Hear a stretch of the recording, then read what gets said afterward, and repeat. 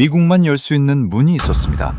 고도 50km, 우주와 맞닿은 하늘의 꼭대기, 마하 10으로 곤두박질 치는 탄도미사일을 요격하는 기술. 30년간 미국만 가지고 있었습니다. 전 세계는 그 문 앞에서 무릎을 꿇어야 했습니다. 하늘의 꼭대기는 우리 겁니다. 거기 올라가려면 돈을 내란 말입니다. 미국은 그렇게 선언했습니다. 아무도 반박하지 못했습니다. 그런데 2026년 누군가 그 문을 부숴버립니다. 중동 하늘에 미사일이 쏟아지던 날, 파리채라 불리던 무기가 96% 요격률을 찍었습니다. 30년 독점이 무너지는 소리가 들렸습니다. 비웃던 자들의 얼굴이 창백하게 질렸습니다.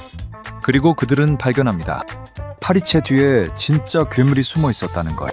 그 괴물을 만든 나라, 밤잠을 추려가며 연구실을 지킨 아버지들이 있는 나라, 내 가족의 하늘을 내 손으로 지키겠다는 절박함으로 불가능을 뒤집어버린 나라. 지금부터 그 이야기를 들어보겠습니다. 당신들 미국 우산 없이 잠이 오십니까?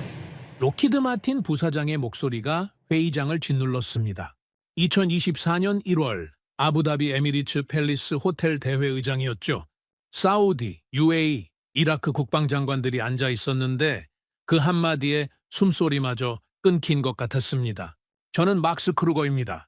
33년간 나토 유럽 미사일 방어망을 총괄했고 현재는 뮌헨 글로벌 방산 통제위원회 수석평가위원으로 일하고 있죠. 그날 저는 자문관 자격으로 미국과 중동의 신경전을 지켜보고 있었습니다. 스크린에 2019년 사우디 아람코 피습 사진이 떴습니다. 세계 최대 석유 시설이 시뻘건 화염에 휩싸인 장면이었어요. 예멘 후티 방운의 드론과 순항 미사일이 그 참극을 만들었죠. 충격적인 건 그날 사우디의 미국제 패트리엇이 여러 포대나 깔려 있었다는 겁니다. 세계 최강이라던 그 비싼 패트리엇이 단 한 발도 요격하지 못했어요. 사우디로서는 씻을 수 없는 치욕이었습니다. 미국의 해명은 뻔뻔했습니다. 패트리엇은 탄도미사일용이지 저고도로 숨어드는 드론이나 순항미사일용이 아니라는 거였어요. 자기들이 판 무기가 뚫렸는데 오히려 큰 소리를 치는 겁니다. 그러면서 내민 해결책이 가관이었죠. 저고도는 알아서 막고 진짜 무서운 고고도 탄도미사일을 막으려면 사드를 사라는 겁니다. 포대당 1조 원, 기술 이전 없음, 연간 유지비 수천억. 미국 정부 승인 없이는 미사일 한 발도 못 쏘는 조건이었어요. 중동 장관들 얼굴이 일그러졌습니다. 패트리엇이 뚫렸는데 책임은커녕 더 비싼 걸 사라니요. 조건 완화를 요청했지만 돌아온 답은 냉담했습니다. 싫으면 말라는 거였죠. 이란 미사일이 수도에 떨어지는 걸 구경하든가 미국 값을 내든가. 선택지는 둘뿐이었습니다. 누군가 한국의 천궁을 언급했습니다. 미국보다 싸고 기술 이전도 해준다면서요. 미국 측 반응은 비웃음이었어요. 아시아에서 만든 파리차에로 중동 하늘을 지키겠냐며 코웃음을 쳤습니다. 솔직히 저도 동의했습니다. 천궁의 한계 고도는 40km예요. 이란 탄도미사일이 날아오는 고도는 그보다 훨씬 위입니다. 한국이 아무리 용을 써도 그 벽은 못 넘는다고 봤어요. 그게 제 33년 경력이 내린 결론이었습니다. 회의 뒤 흥미로운 소식이 들려왔습니다. UAE가 한국과 천궁 도입 계약을 추진한다는 거였어요. 4조 원 규모 10개 포대. 미국 횡포에 진절머리가 난 거죠. 천궁이 제값을 할지 확신하는 사람은 없었지만 미국에게 끌려다니느니 한번 믿어보자는 심정이었던 것 같습니다. 저는 코웃음을 쳤죠. 어차피 고고도는 못 막을 텐데 결국 무릎 꿇게 될 거라고요. 2달 뒤였습니다. 뮌헨 사무실로 나토 정찰 위성 데이터가 날아왔어요. 한국 서해안 안흥 시험장에서 이상 열원이 포착됐다는 보고였죠. 별 생각 없이 파일을 열었습니다. 미사일 발사 궤적이었는데 습관적으로 최고 도달 고도부터 확인했어요. 60km. 손이 멈췄습니다.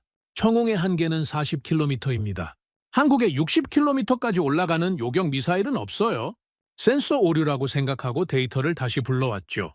오류가 아니었습니다. 더 이상한 건 따로 있었어요. 궤적이 휘어지고 있었습니다. 그냥 쏘아 올린 게 아니에요. 무언가를 향해 방향을 틀며 쫓아가는 패턴. 이건 요격 미사일의 유도 비행입니다. 33년간 쌓아온 모든 상식이 저 숫자를 부정하고 있었습니다. 저런 궤적을 그리려면 4등급 기술이 필요해요. 미국도 20년 걸린 걸 한국이 독자 개발로? 그런데 숫자는 거짓말을 하지 않습니다.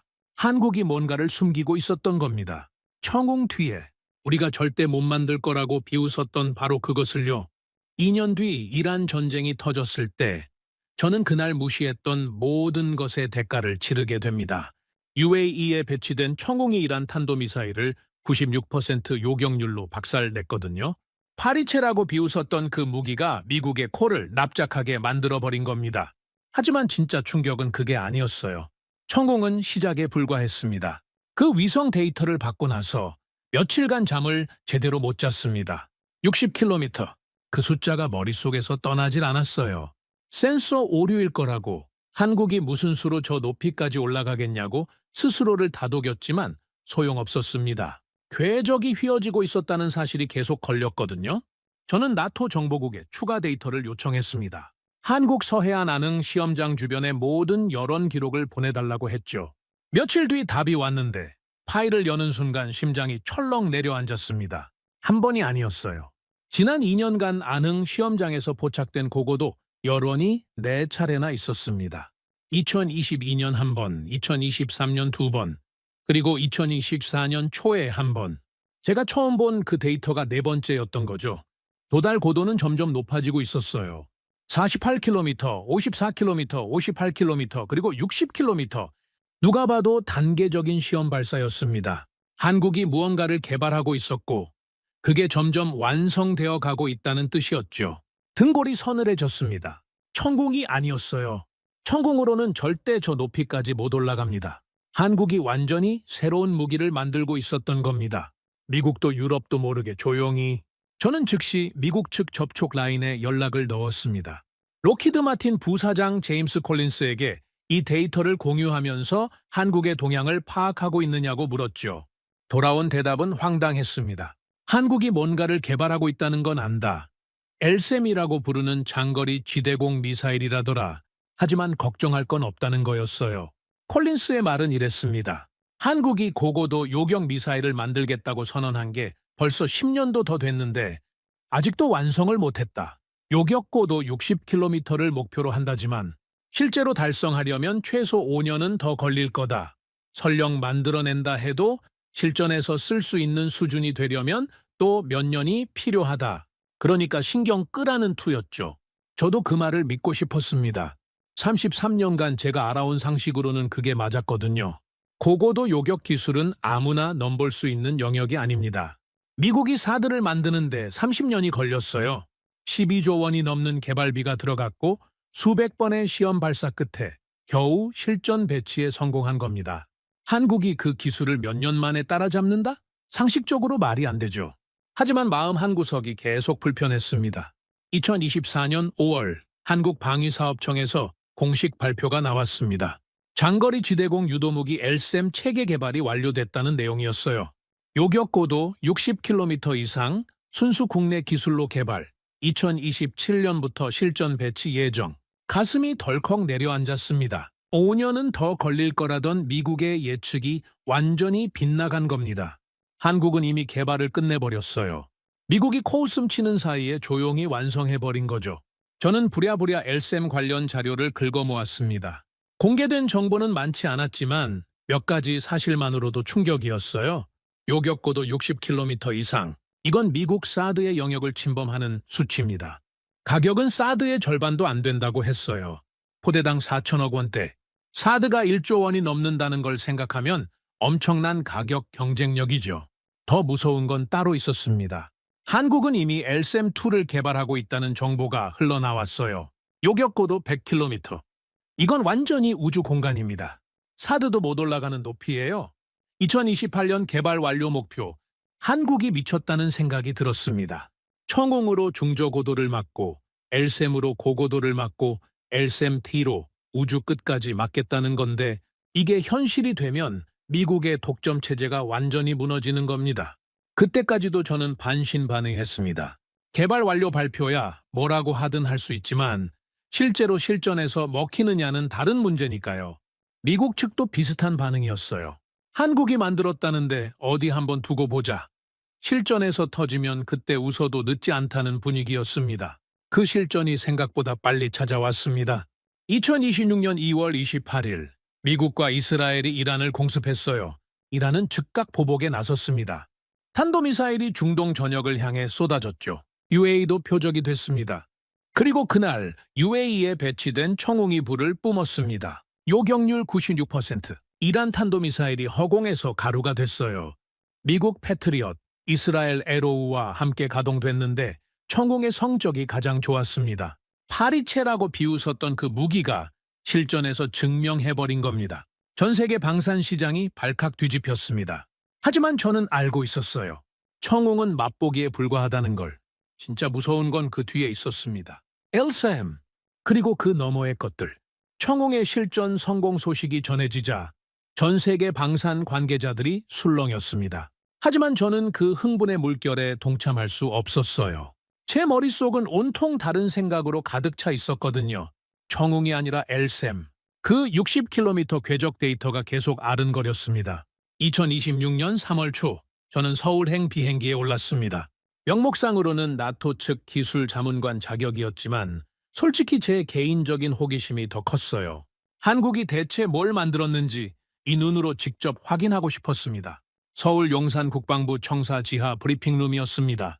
저 말고도 미국, 영국, 프랑스, 독일 등 15개국 방위 관계자들이 초청을 받아와 있었어요. 로키드 마틴과 레이시온 임원들도 보였죠. 다들 청웅 실전 성공 이후 한국의 방산 기술력을 재평가해야 한다는 분위기였습니다. 하지만 눈빛은 여전히 의심으로 가득 차 있었어요. 전궁이야 그렇다 쳐도 설마 고고도까지 정말 되겠느냐는 표정들이었죠. 브리핑룸 조명이 어두워지고 스크린에 영상이 떴습니다. 한국국방과학연구소 로고가 잠깐 보이더니 곧바로 실제 영상으로 넘어갔어요. 서해 앞바다였습니다. 발사대에서 미사일 한 기가 솟구쳐 올랐죠. 불기둥을 내뿜으며 하늘로 치솟는 장면이었는데 각도가 거의 수직이었습니다. 화면 한쪽에 고도 수치가 실시간으로 표시되고 있었어요. 20km, 30km, 40km, 정웅의 한계선을 순식간에 넘어버렸습니다. 50km, 55km, 숫자가 멈추질 않았어요. 62km, 그 순간 화면에 또 다른 점이 나타났습니다. 표적 미사일이었죠. 마하 8 이상의 속도로 낙하하는 모의 탄도탄이었어요. LSAM 요격체가 방향을 틀었습니다. 궤적이 휘어지면서 표적을 향해 돌진했죠. 충돌, 화면이 하얗게 번쩍였습니다. 직격이었어요. 표적 탄도탄이 우주 공간에서 산산조각 났습니다. 브리핑룸이 묘지처럼 고요해졌습니다. 저는 옆에 앉은 로키드 마틴 임원의 얼굴을 슬쩍 봤어요. 핏기가 완전히 가셔 있었습니다. 그도 그럴 것이 방금 본 건 히트킬이었거든요. 폭약으로 터트리는 게 아니라 요격체가 표적에 직접 충돌해서 파괴하는 방식. 이게 얼마나 어려운 기술인지 이 바닥 사람들은 다 압니다. 총알로 날아가는 총알을 맞추는 거예요. 미국이 사드 개발할 때 이것 하나 구현하려고 10년을 날렸습니다. 한국연구원이 담담하게 설명을 이어갔습니다. LSAM은 순수 국내 기술로 개발됐고 요격고도 60km 이상을 달성했으며 2027년부터 실전 배치에 들어간다고요. 가격은 사드의 절반도 안 됩니다. 포대당 4천억 원대. 기술 이전도 가능하고요. 미국 측 자리에서 손이 올라왔습니다. 레이시온 부사장이었어요. 지금 보여주신 건 고정 궤도 표적입니다. 실제 탄도미사일은 낙하 중에 기동을 하는데 그것도 요격이 가능합니까? 한국연구원이 마우스를 클릭했습니다. 두 번째 영상이 떴어요. 이번엔 표적이 낙하 중에 좌우로 흔들리며 회피 기동을 하고 있었습니다. LSAM 요격체가 그 움직임을 실시간으로 쫓아갔어요. 궤적이 지그재그로 꺾이면서 표적을 추적하더니 결국 충돌, 또 직격이었습니다. 회의장 여기저기서 한숨이 터져 나왔습니다. 믿고 싶지 않지만 인정할 수밖에 없는 그런 한숨이었죠. 하지만 진짜 충격은 아직이었습니다. 한국연구원이 말했어요. 지금 보여드린 건 LSAM-1이고 현재 LSAM-2 개발이 진행 중이라고요. 요격고도 100km, 극초음속 미사일 대응 가능, 2028년 완료 목표. 회의장이 웅성거렸습니다. 100km면 완전히 우주 공간입니다. 사드도 거기까지는 못 올라가요. 게다가 극초음속 요격이라니 마하 5 이상으로 날아오면서 궤도를 수시로 바꾸는 미사일을 잡겠다는 건데 이건 미국도 아직 완성 못한 기술입니다. 저는 멍하니 스크린을 바라봤습니다. 33년간 믿어온 세계가 무너지고 있었어요. 고고도 요격은 미국의 영역이다. 아시아 국가가 넘볼 수 없는 벽이다. 그게 제 신념이었는데 한국이 그 벽을 박살내버린 겁니다. 천궁은 시작에 불과했습니다. 브리핑이 끝나고 복도로 나왔을 때 록히드 마틴 임원이 벽에 기대 서 있었습니다. 얼굴이 창백했어요. 저와 눈이 마주치자 씁쓸하게 웃으며 한마디 하더군요. 크루거 소장, 파리채가 우리 머리를 내리쳤습니다. 저는 대답하지 않았습니다. 할 말이 없었거든요. 한국이라는 나라가 완전히 다시 보이기 시작했습니다. 브리핑룸을 나온 직후 제 휴대폰이 울렸습니다. 워싱턴 발신이었어요. 받자마자 익숙한 목소리가 들렸죠. 록히드 마틴 부사장 제임스 콜린스였습니다. 목소리가 싸늘하게 가라앉아 있더군요. 크루거, 지금 서울이라며. 뭘 보고 왔는지 알고 있다. 그런데 조심해야 할 게 있어. 저는 아무 말 없이 들었습니다. 콜린스가 말을 이었어요. 한국 기술은 아직 검증이 안 됐다. 브리핑룸에서 보여준 건 편집된 영상일 수도 있고 실험실 조건에서만 성공한 걸 수도 있다. 실전에서 어떻게 될지는 아무도 모른다. 그러니까 함부로 보고서 쓰지 마라.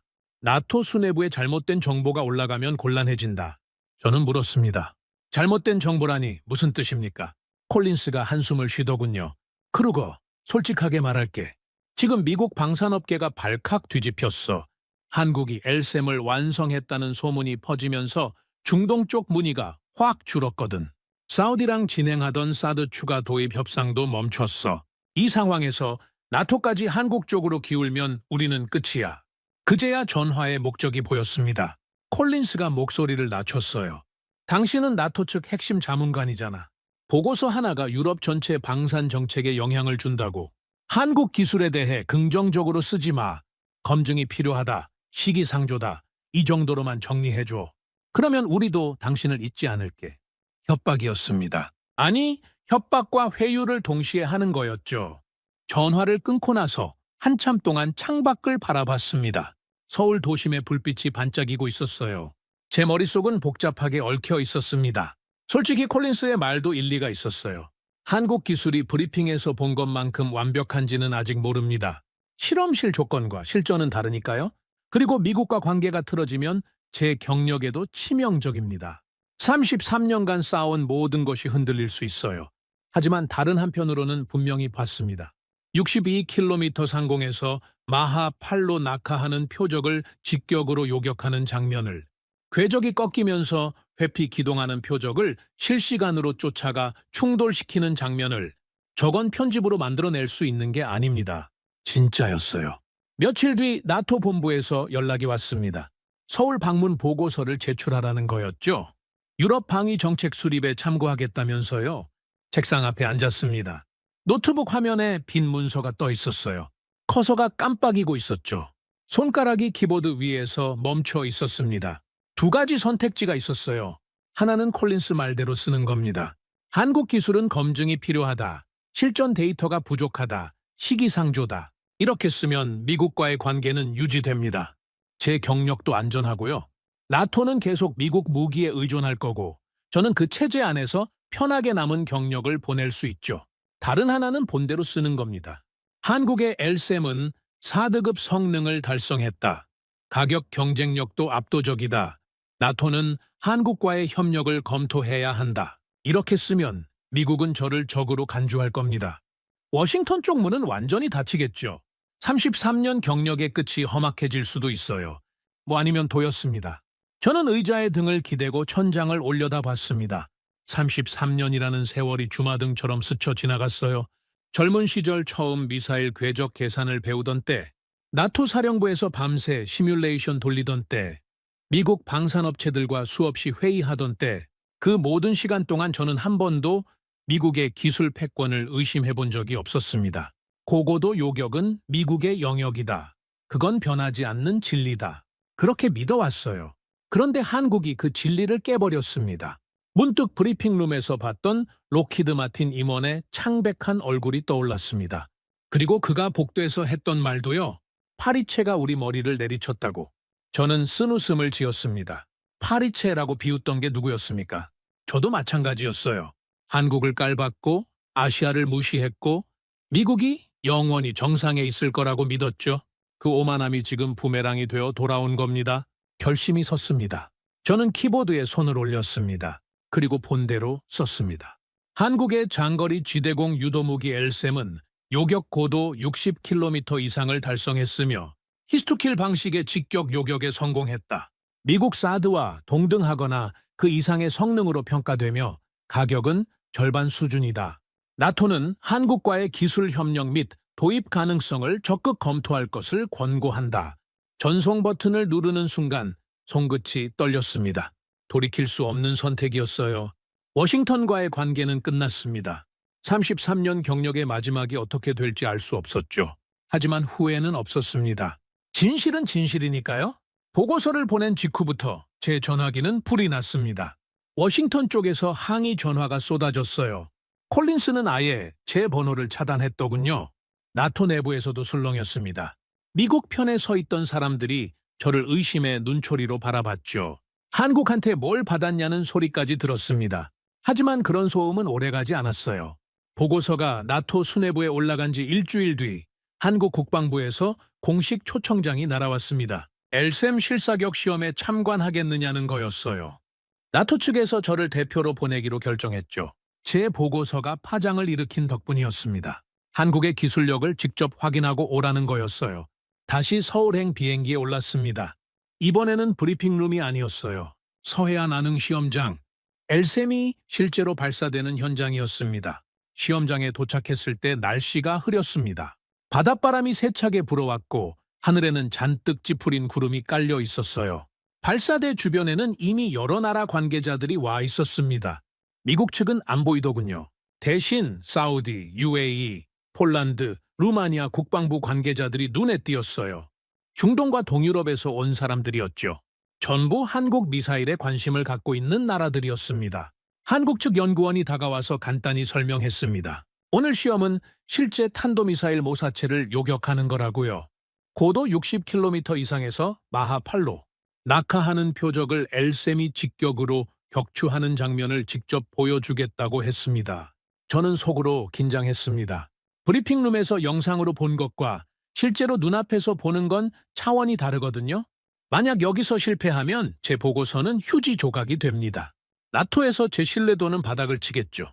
모든 걸 걸고 한국 편에 섰는데 그게 물거품이 되는 거예요. 카운트다운이 시작됐습니다. 먼저 표적 미사일이 발사됐어요. 저 멀리 수평선 너머에서 불기둥이 솟구쳤습니다. 탄도 궤적을 그리며 하늘 높이 치솟더니 이내 시야에서 사라졌죠. 모니터의 표적의 위치가 실시간으로 표시되고 있었어요. 고도가 빠르게 올라갔습니다. 50km, 60km, 70km 정점을 찍고 낙하하기 시작했죠. 마하 8 초속 2.7km. 눈으로는 절대 따라갈 수 없는 속도입니다. 그때 엘셈 발사대에서 굉음이 터졌습니다. 발사! 불기둥이 땅을 박차고 솟구쳤어요.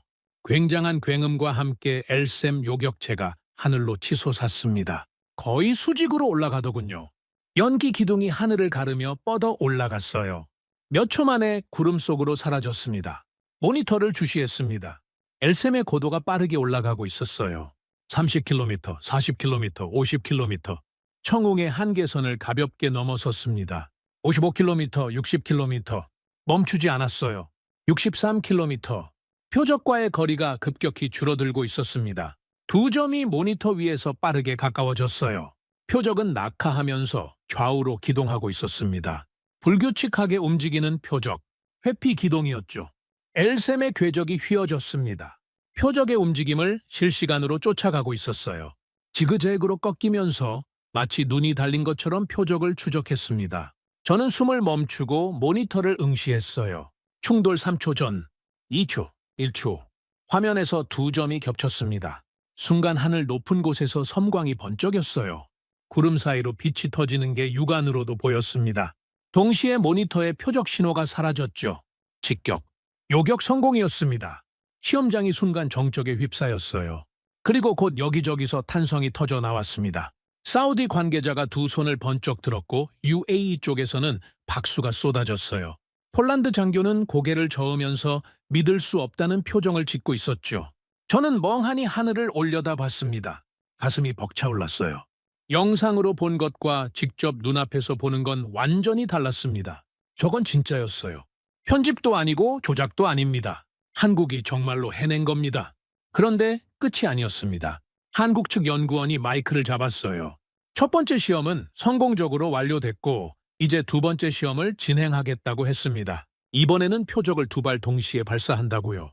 웅성거림이 커졌습니다. 다중 표적 동시 요격. 이건 차원이 다른 난이도예요.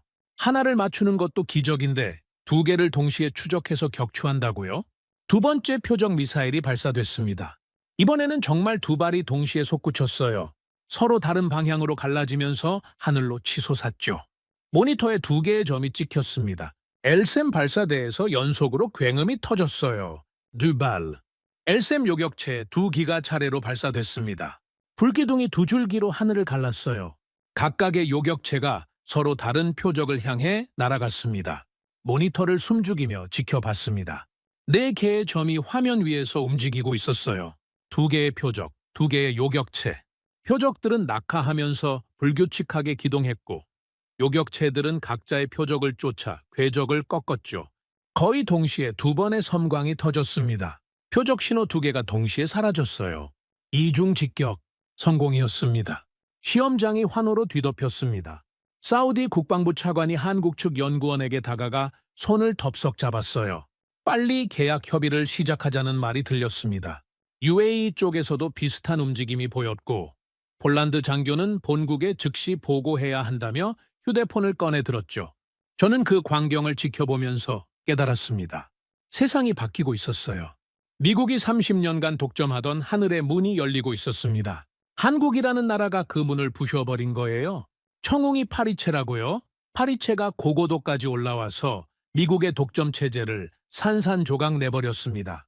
그리고 이건 시작에 불과했어요. LSM-2, 요격고도 100km, 극초음속 미사일 대응. 한국은 여기서 멈추지 않을 겁니다. 안흥 시험장에서 돌아온 뒤 일주일도 안 돼서 뉴스가 터지기 시작했습니다. UAE가 천공 추가 물량을 긴급 요청했다는 거였어요. 이란 전쟁에서 96% 요격률을 찍은 직후였죠. 원래 계약한 10개 포대 중 2개만 배치된 상태였는데 나머지 8개 포대를 최대한 빨리 보내달라는 겁니다. 거기에 추가 물량까지 논의하자고 했어요. 그게 시작이었습니다. 사우디아라비아도 움직였어요. 2023년에 천공 10개 포대를 계약해 놓은 상태였는데 2028년 인도 예정이었거든요. 그런데 이란 전쟁을 보고 나서 태도가 완전히 달라졌습니다. 인도 일정을 앞당길 수 없느냐, 추가 물량도 가능하냐며 한국 국방부에 연락을 넣었죠. 이라크도 마찬가지였어요. 2024년에 8개 포대를 계약했는데 역시 조기 인도를 요청했습니다. 중동 전체가 한국에 줄을 서기 시작한 겁니다. 그런데 더 놀라운 소식은 따로 있었어요.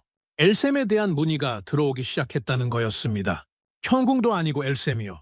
아직 실전 배치도 안 된 무기인데 중동 국가 두 곳에서 이미 정보 요청서를 보내왔다는 얘기가 들렸어요. 2024년 말부터 물밑 접촉이 있었다더군요. 그리고 2026년 3월 제가 안흥 시험장을 다녀온 직후에 더 구체적인 소식이 터졌습니다. UAE와 엘셈 도입 협상이 최종 단계에 들어갔다는 거였어요. 방산업계가 발칵 뒤집혔습니다. 청웅으로 중저고도를 막고 엘셈으로 고고도까지 막으면 완벽한 다층 방공망이 완성되는 거거든요. 미국 사드 없이도, 미국 승인 없이도 자기네 하늘을 스스로 지킬 수 있게 되는 겁니다. 중동 국가들 입장에서는 꿈에 그리던 시나리오였죠. 미국 눈치 보면서 굴욕적인 조건에 사인하던 시대가 끝나는 거니까요. 제가 뮌헨 사무실에서 이 상황을 지켜보고 있을 때 전화가 왔습니다. 오랜만에 듣는 목소리였어요. 로키드 마틴 부사장 제임스 콜린스였죠. 저를 차단했던 그 사람이 먼저 연락을 해온 겁니다. 목소리가 예전 같지 않았어요. 아부다비에서 중동 장관들 앞에서 큰 소리치던 그 여유가 완전히 사라져 있었습니다. 콜린스가 말했습니다. 크루거, 솔직하게 묻겠다. 한국 기술이 정말 그 정도인가? 자네가 보고서에 쓴 것처럼. 저는 대답했죠. 내 눈으로 직접 봤다. 다중표적 동시 요격까지 성공했다. 진짜다. 한동안 침묵이 흘렀습니다. 콜린스가 한숨을 쉬더군요. 난리가 났다고요. 의회에서 청문회 얘기가 나오고 있다고 했어요. 한국 기술을 왜 사전에 파악 못했느냐? 30년 기술 격차가 어떻게 이렇게 빨리 무너졌느냐? 책임론이 불거지고 있다더군요. 중동 쪽 문의가 확 줄었다고도 했어요. 청웅이 실전에서 터지고 나서 분위기가 완전히 달라졌다는 겁니다. 저는 속으로 씁쓸하게 웃었습니다. 파악 못한 게 아니잖아요. 무시한 거죠. 아시아의 파리채가 뭘 하겠느냐고 코웃음 쳤던 게 누군데요. 콜린스가 마지막으로 물었습니다. 한국이 대체 어떻게 한 거지? 우리가 30년 걸린 걸 걔네는 어떻게 이렇게 빨리 해낸 거야? 저는 대답하지 않았습니다. 그 질문에 답할 자격이 제게 없었거든요. 저도 똑같이 무시했던 사람이니까요. 전화를 끊고 나서 창밖을 바라봤습니다. 미넨의 하늘이 맑게 개어 있었어요. 30년간 미국이 독점하던 고고도 요격시장에 균열이 가기 시작했습니다. 청웅이 중저고도를 뚫었고 엘셈이 고고도까지 치고 올라왔어요. 이제 중동 국가들은 선택지가 생긴 겁니다. 미국한테 끌려다니지 않아도 되는 선택지가요. 그리고 저는 알고 있었습니다. 이게 끝이 아니라는 걸. 엘셈은 요격고도 60km입니다. 대단한 성과지만 한국은 여기서 멈추지 않았어요. 이미 엘셈2 개발이 한창이었습니다. 요격고도 100km, 극초음속 미사일 대응. 2028년 완료 목표 100km면 완전히 우주 공간입니다. 사드도 못 올라가는 높이예요. 거기까지 한국이 도달하면 미국의 기술 패권은 완전히 끝나는 겁니다. 한국이라는 나라가 무서워지기 시작했습니다. 이 나라는 도대체 어디까지 올라갈 생각인 걸까요? 엘셈 소식이 전 세계로 퍼져나가면서 저한테도 연락이 쏟아지기 시작했습니다. 나토 회원국 국방부 관계자들, 유럽 방산업체 임원들, 심지어 예전에 저를 무시하던 미국 쪽 사람들까지요. 다들 같은 질문이었어요. 한국 기술이 진짜냐? 직접 봤으니까 알려달라. 그런데 저는 아직 풀리지 않는 의문이 있었습니다. 숫자와 성능은 확인했어요. 62km 직격 요격, 다중 표적 동시 격추, 히트킬 방식 다 봤습니다. 그런데 어떻게 가능했는지는 여전히 이해가 안 됐거든요. 미국이 30년 걸린 걸 한국은 어떻게 10년 만에 해냈는지 그게 계속 머릿속을 맴돌았습니다. 답을 찾기 위해 다시 한국행 비행기에 올랐습니다. 이번 목적지는 대전이었어요. 국방과학연구소 본부. 엘셈을 만든 사람들을 직접 만나보고 싶었습니다. 연구소에 도착했을 때 솔직히 당황했습니다. 제가 상상했던 모습이 아니었거든요. 최첨단 무기를 만드는 곳이라면 반짝거리는 시설에 세련된 연구원들이 있을 줄 알았어요. 미국 방산업체 연구소처럼요. 현실은 달랐습니다. 복도 조명은 어둑어둑했고 연구실 문을 열자 책상 옆에 간이 침대가 놓여 있었어요. 모니터 앞에서 라면을 먹다 잠든 사람, 손목에 바스를 덕지덕지 붙인 사람, 충혈된 눈으로 키보드를 두드리는 사람, 며칠째 집에 못 들어간 게 분명해 보이는 얼굴들이었습니다. 안내를 맡은 수석 연구원이 제 표정을 보더니 멋쩍게 웃었어요. 좀 지저분하죠, 그러면서요. 저는 솔직하게 물었습니다. 미국 기술 지원 없이 이게 가능합니까? 누가 도와준 겁니까? 연구원이 고개를 저었습니다. 순수 국내 개발이라고요.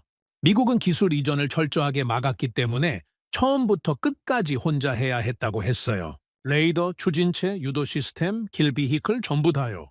없는 기술은 만들고 안 되면 될 때까지 시험하고 실패하면 원인 분석해서 다시 도전하고 그렇게 10년을 버텼다고 했습니다. 저는 이해가 안 됐어요. 미국이 사드 만드는데 12조 원 넘게 썼습니다. 한국 국방 예산으로 그게 가능합니까? 연구원이 씁쓸하게 웃었어요. 돈이 없으니까 머리로 승부했다고요. 시뮬레이션을 수천 번 돌리고 실패 확률이 가장 낮을 때만 실제 발사 시험을 진행했다고 했습니다. 미국이 100번 쏴서 성공한 걸 한국은 10번 만에 해내야 했던 거예요. 그래도 납득이 안 됐습니다.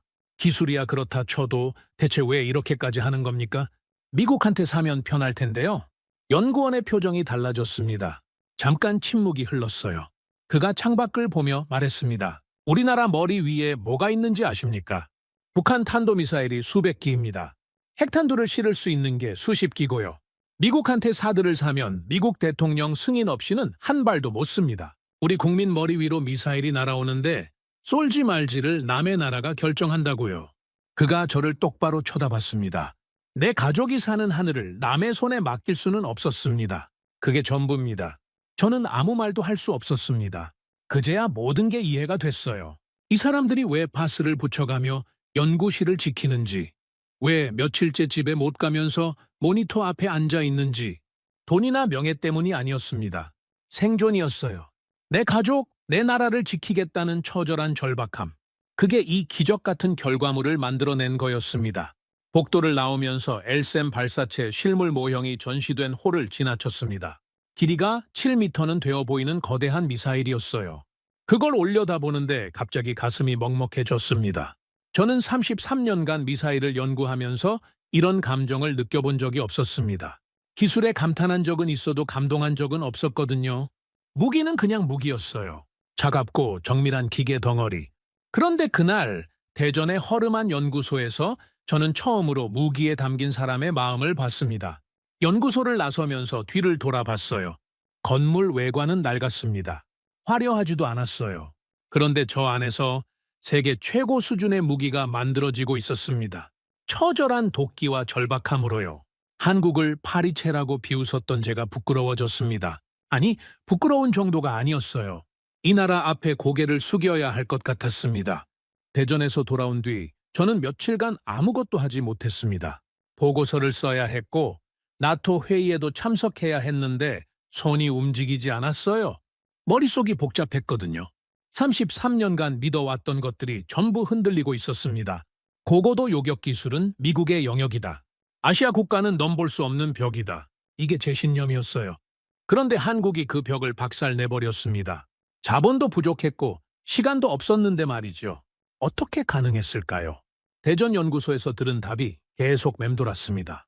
내 가족이 사는 하늘을 남의 손에 맡길 수 없었다. 단순한 말이었어요. 그런데 그 단순한 말 속에 모든 게 들어있었습니다. 기술력이 아니라 절박함이었어요. 돈이 아니라 도끼였습니다. 며칠 뒤 나토 본부에서 회의가 열렸습니다. 한국 방산 기술에 대한 평가 보고 자리였어요. 제가 발표를 맡았죠. 회의실에 유럽 각국 국방부 관계자들이 앉아 있었습니다. 그런데 분위기가 이상했어요. 미국 측 인사들이 예고 없이 참석해 있었거든요. 국방부 관계자와 방산업체 임원들이 뒷줄에 포진하고 있었습니다. 제 발표를 견제하러 온 게 분명했죠. 저는 준비한 자료를 펼치고 발표를 시작했습니다. 한국의 엘셈은 요격 고도 60km 이상을 달성했고 히트킬 방식의 직격 요격에 성공했다. 다중표적 동시 요격까지 검증됐다. 나토는 한국과의 기술 협력을 적극 검토해야 한다. 말이 끝나기 무섭게 손이 올라왔습니다. 미국 국방부 관계자였어요. 목소리가 날카롭더군요. 크루거 소장, 한국 기술은 아직 실전 검증이 부족합니다. 시험장 조건과 실전은 다릅니다. 나토가 검증되지 않은 기술에 의존하는 건 위험한 선택입니다. 예상한 공격이었어요. 저는 침착하게 대답했습니다. 실전 검증 말씀하셨습니까?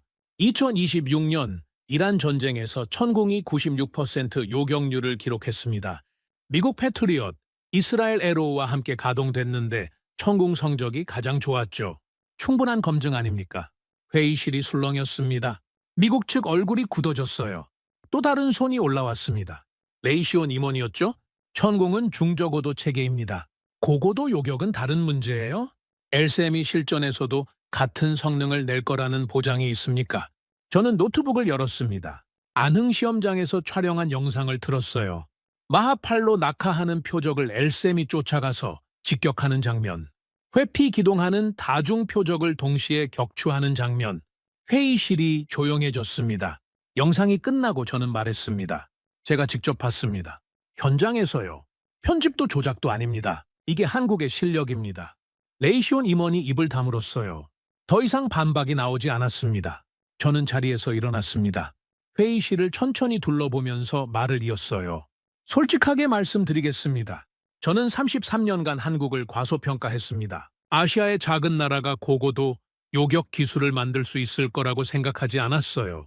미국만 바라보면서 나머지는 안중에도 없었죠.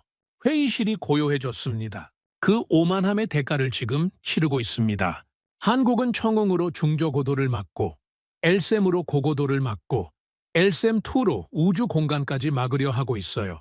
세계에서 가장 촘촘한 다층 방공망을 구축하고 있습니다. 미국도 이스라엘도 갖추지 못한 체계입니다. 미국 측 자리에서 불편한 기색이 역력했습니다. 하지만 저는 멈추지 않았어요. 그리고 더 중요한 게 있습니다. 한국이 이걸 만들 수 있었던 이유요. 돈이 많아서가 아닙니다. 천재들이 모여서도 아니에요. 자기 가족의 하늘을 자기 손으로 지키겠다는 절박함이 있었기 때문입니다. 그 절박함이 30년 기술 격차를 10년 만에 무너뜨렸습니다. 저는 미국 측을 똑바로 바라봤습니다. 한국을 얕보지 마십시오.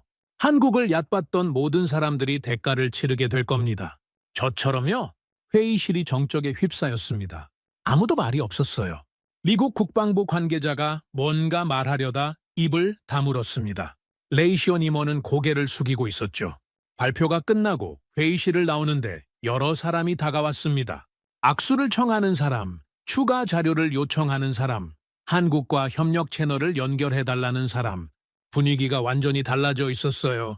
미국만 바라보던 시선이 동쪽으로 향하기 시작한 거죠. 호텔로 돌아와서 창밖을 바라봤습니다.